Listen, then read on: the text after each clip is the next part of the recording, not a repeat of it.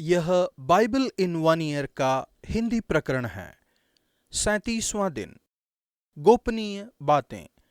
जब मेरी यीशु से पहली बार मुलाकात हुई तो मैंने सोचा कि मुझे विश्वास के बारे में हर एक प्रश्नों के जवाब पता होने चाहिए। मगर मैंने बाइबल का जितना अध्ययन किया उतना ही मैंने जाना कि हमें हर एक बातों का जवाब देने की जरूरत नहीं है। ऐसी भी बातें हैं जो फायदेमंद अज्ञेयवाद या जिसे बाइबल आधारित अज्ञेयवाद के रूप में उल्लेखित किया जा सकता है।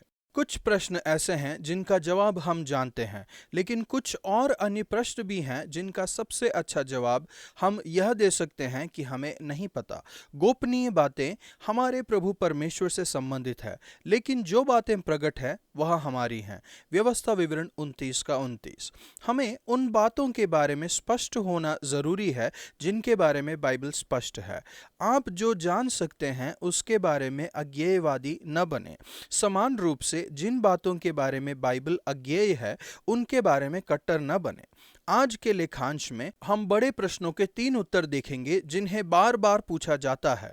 इन प्रश्नों के उत्तर ऐसे हैं जिसमें से हम कुछ जानते हैं और कुछ नहीं जानते। भजन संहिता 18 के 37 से 42 तक। मेरे लिए भविष्य में क्या रखा है।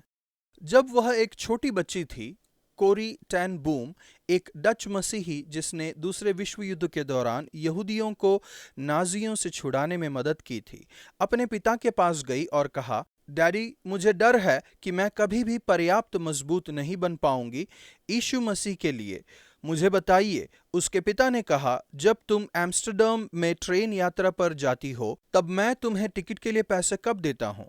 क्या 3 सप्ताह पहले? नहीं डैडी, आप मुझे ट्रेन में घुसने से थोड़ी देर पहले टिकट के पैसे देते हैं। यह ठीक है। उसके पिता ने कहा, वैसे ही परमेश्वर के सामर्थ्य के लिए भी है। स्वर्ग में हमारे पिता जानते हैं कि तुम्हारे सामर्थ्य की कब जरूरत पड़ेगी।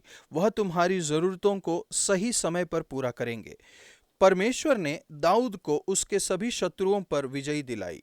जब दाऊद पलटकर इन युद्धों को देखते हैं तो वो कहते हैं, तूने युद्ध के लिए मेरी कमर में शक्ति का पटुका बांधा है। ये आखिरी शत्रु नहीं थे जिनसे दाऊद लड़ने वाले थे।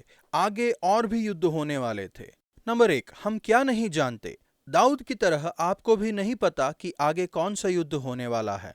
फिर भी हम में ज्यादातर लोगों के लिए यह जानना शायद मददगार होगा कि आगे कौन सा युद्ध होने वाला है। नंबर 2, हम क्या जानते हैं।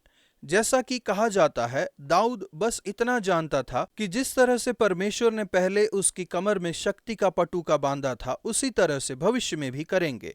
आप सिर्फ इतना जान लें कि जब भी आपको जरूरत होगी परमेश्वर आपको आवश्यक सामर्थ्य देंगे।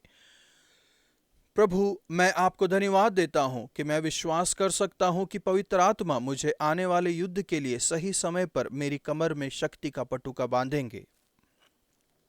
नया नियम मत्ती 24 का 32 से 25 के 13 तक। यीशु कब वापस आएंगे। इस लेखांश में यीशु उनके वापस आने के बारे में कहते हैं, दूसरे आगमन के बारे में। वे कहते हैं, इस बारे में कुछ खास बातें हैं जिसे हमें जानना जरूरी है और कुछ बातें हैं जिन्हें हम नहीं जानते। तुम नहीं जानते कि तुम्हारा प्रभु किस दिन आएगा। पहला, हमें क्या नहीं जानना है। यीशु पूरी तरह से स्पष्ट करते हैं कि कोई नहीं जानता कि वह वापस कब आएंगे। वे कहते हैं, उस दिन और उस घड़ी के विषय में कोई नहीं जानता, न स्वर्ग के दूत और न पुत्र, परंतु केवल पिता।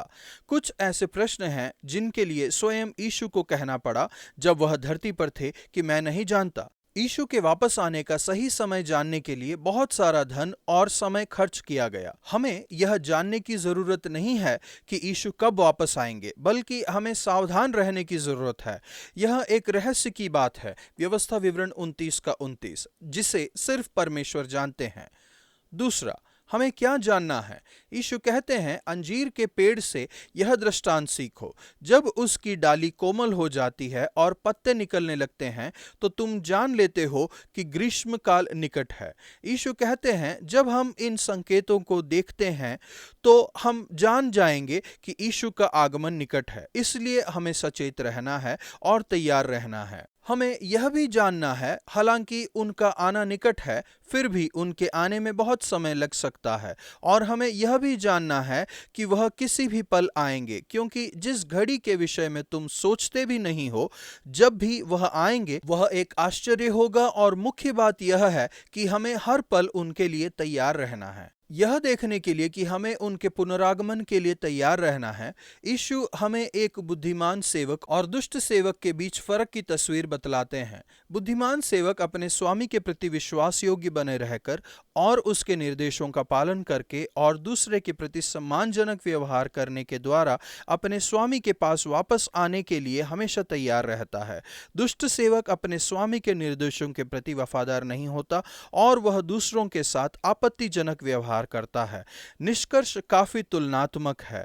दूसरे शब्दों में, यदि ऐसा आप परमेश्वर से और दूसरों से प्रेम करते हुए अपना जीवन बिताएंगे तो आप यीशु के पुनरागमन के लिए तैयार रहेंगे।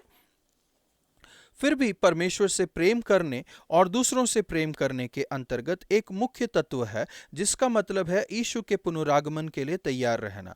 10 कुंवारियों के दृष्टांत में दुल्हा उन कुंवारियों से कहता है जो सो गई थीं और तैयार नहीं थीं कि मैं तुम्हें नहीं जानता। यहाँ हम देखते हैं कि मुख्य कुंजी विभिन्न तरह की बातों को जानना है। यह विवेक संबंधी ज्ञान नहीं है, बल्कि यह व्यक्तिगत ज्ञान है।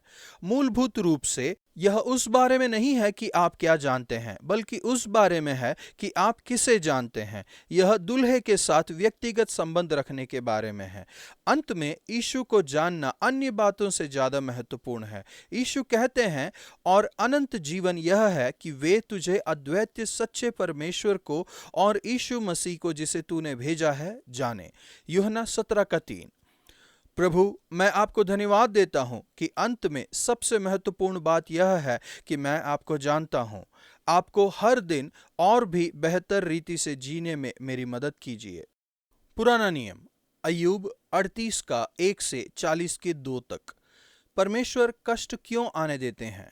जब हम अय्यूब की पुस्तक के अंत में पढ़ते हैं, अनेक अध्यायों में अय्यूब और उसके दोस्तों द्वारा परमेश्वर से सवाल करने के बाद स्थिति बदल जाती है और परमेश्वर सवाल करने लगते हैं। इस लेखांश का वर्णन अय्यूब की अंतिम परीक्षा के रूप में किया जा सकता है।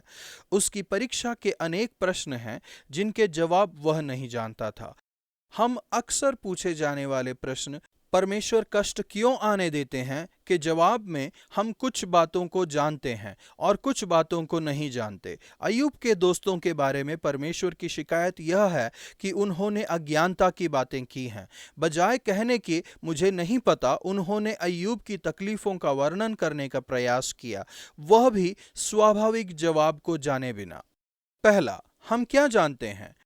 परमेश्वर उससे काव्यात्मक भाषा में प्राकृतिक सृष्टि के बारे में 49 प्रश्न करते हैं और यदि उसे अवसर दिया जाता तो वह निश्चित रूप से कहता कि मैं नहीं जानता। बहुत से प्रश्न क्या तू जानता है से शुरू होते हैं।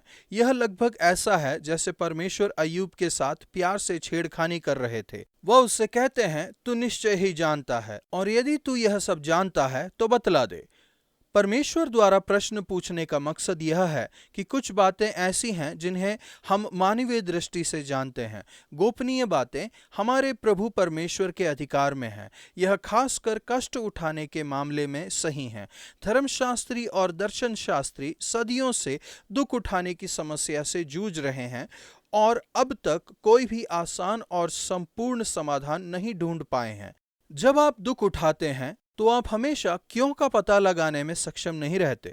परमेश्वर ने अय्यूब को कभी नहीं बताया कि वह क्यों दुख उठा रहा है। हालांकि उस पुस्तक के आरंभ से ही हम इसका जवाब आंशिक रूप से जानते हैं, लेकिन परमेश्वर ने उसे नहीं बताया कि इसके पीछे एक अच्छा कारण है। उन्होंने अय्यूब को बताया कि वह सच में सृष्टि के बारे में बहुत कम जानता है और उससे कहा कि वह परमेश्वर पर भरोसा करे। अय्यूब की पुस्तक इस बारे में नहीं है कि परमेश्वर ने इतना दुख क्यों आने दिया, बल्कि इस बारे में है कि आपको कैसी प्रतिक्रिया करनी चाहिए। तकनीकी और सैद्धांतिक शब्दों का उपयोग करने के लिए दुख के समय में परमेश्वर की भलाई और उनके न्याय की तुलना में परमेश्वर का प्रकट होना ज्यादा देखा गया है। दूसरा, हम क्या जानते हैं?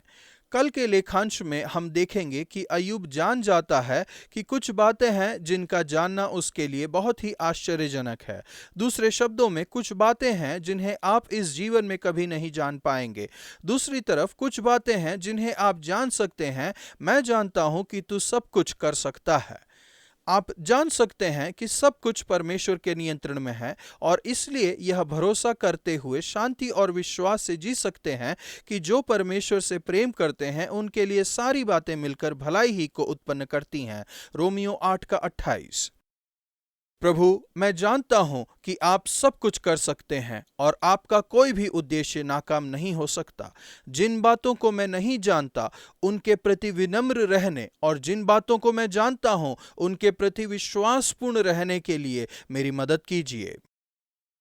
मत्ती 24 के 44 के पद में हम पढ़ते हैं, इसीलिए तुम भी तैयार रहो, क्योंकि जिस घड़ी के विषय में तुम सोचते भी नहीं हो उसी घड़ी मनुष्य का पुत्र आ जाएगा। कभी कभी जब मैं किसी की अपेक्षा नहीं करती और घर में कोई मीटिंग नहीं होनी होती है, तब मैं विचलित रहती हूँ और अपना नाश्ता ठीक से नहीं कर पाती और सब कुछ गड़बड़ा जाता है। तब दरवाजे की घंटी बजती है और कोई अनपेक्षित आगंतुक आ जाता है।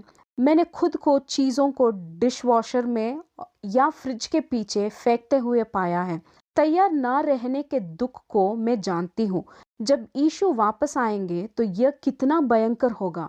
वह साफ सुथरे घर को नहीं ढूंढ रहे हैं, बल्कि वह तैयार जीवन को ढूंढ रहे हैं। इसके लिए लगातार कार्य करने की जरूरत है।